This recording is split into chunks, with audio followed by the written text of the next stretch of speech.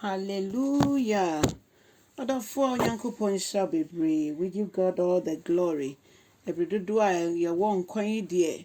Nature see a yen your summa yen no juma. And non ten nen so me ma wakwa by the vouty as I send you me dear so. Yade nyame ase sonko.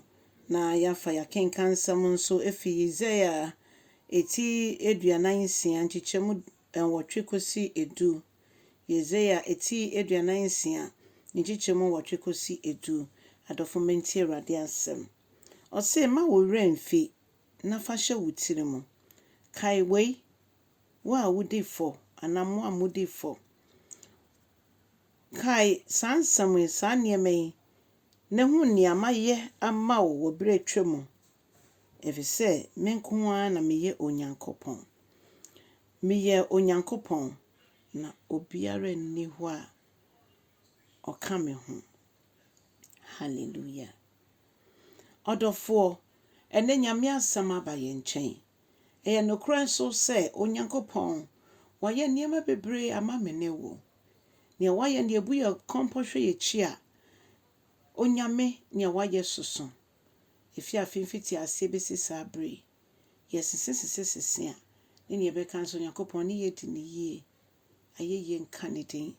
Eno ti de nyame ayama ye no ye nwie ho aseda ne ye gusu bisa eniema tese nka eniema meka ne se epro ana niema nka sabre mu hia ene empe bebre ye bisa eniema ebeja ne ho akọ Bible ma yeti ase se enoma omu ndo omu nhye omu mpam omu ndua omu nye hwe nanso Nyankopɔn ma omu ne hia omu nyina nti opese ye hu ne se ono kwa ne nyame ye betimi de ye ho ato no so ye de ye ho to no so a bibie ni we betimi ehwum ye free ne nsem ye de ye ho to no so nso na ebe hu ne tiri mu po a efa ye ho adofo no o say menko na metimi aka da chichichi asem ansa na ensem bi ane niema bi besisie no na me nyame minim ne nyina.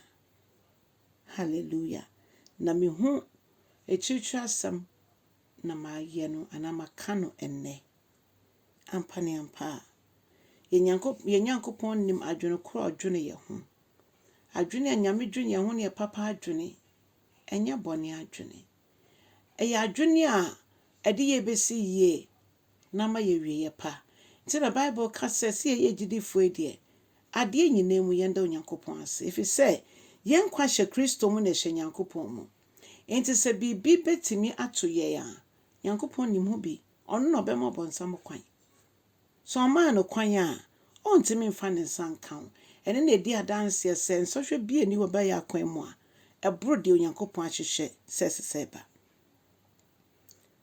Onyankopɔn se ono kwan ne nyame me no nyina nso di adanse sa onima adwen kro adwen fa ye ho o se adwene bia medwen fa mo ho no ebebe mu odofo yenji Nyankopɔn ndi wo ne nsem a okan ye ho na sem bia eye yiw na ye amen ti dia brofo beka say yes and amen eno ti ye de ho to nyame asem so a esi ye yie ya ye fa ya kwan so ye timi ho se de sifa echinchin na ye bre ye da wase wa wo ye no kwafo wa wo ni onyama hye so ne asase nyina ma wo ma ye kotokoto ne sore wo esansa wo kwa ne nyame a wonim ye daachi mu nsem wonim adwene kro a wo dwene fa ye ho odofo o se de waka fa ye ho biara